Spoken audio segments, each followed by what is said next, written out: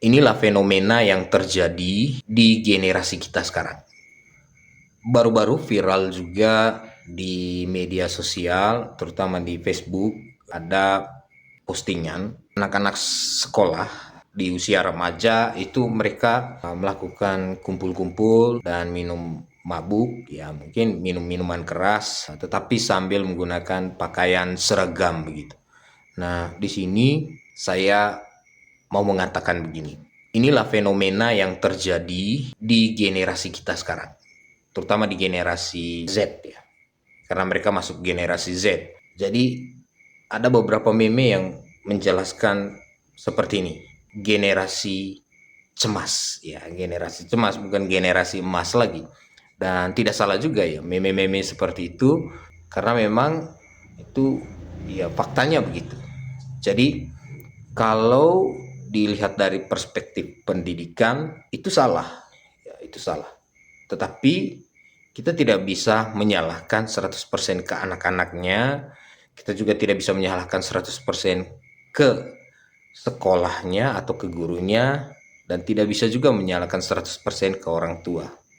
Jadi di sini kalau dari perspektif pendidikannya, baik itu peserta didik, siswa itu sendiri, guru dan orang tua itu harus bekerja sama dalam proses pendidikan anak. Jadi kalau saya melihat ya tidak 100% juga salah guru. Kita tidak bisa menyalahkan sekolahnya. Mungkin saja mereka berkumpul itu ya setelah pulang sekolah. Jadi ketika anak-anak itu keluar dari kintal sekolah, maka itu menjadi tanggung jawab orang tua atau orang tua walinya. Dan di sini pendidikan di rumah juga menjadi penting.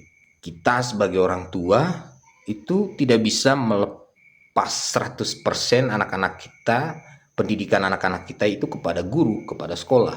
Sedangkan mereka itu hanya dari jam 7 sampai jam 1 mungkin paling lama berada di sekolah. Sisanya itu mereka berada di luar sekolah, mereka berada di rumah. Sehingga peran orang tua, saya tekankan lagi bahwa peran orang tua itu sangat penting dalam proses perkembangan anak.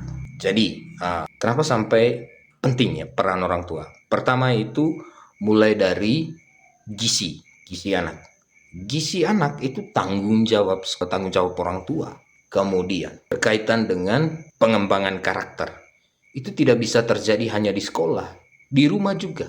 Sekalipun di sekolah itu dilakukan secara optimal pengembangan karakter dari anak, tetapi tidak didukung ketika anak-anak itu sampai di rumah oleh orang tuanya, maka akan menjadi sia-sia juga. Sehingga bagi saya komunikasi antara guru, orang tua, dan peserta didik itu menjadi poin penting dalam mendidik anak-anak.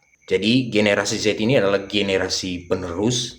Mereka adalah orang-orang yang siap mendukung Indonesia emas. Jadi suka tidak suka, mau tidak mau, kita sebagai guru, sebagai orang tua harus bekerja sama dalam mendidik anak-anak ini. Kita tidak boleh tinggal diam.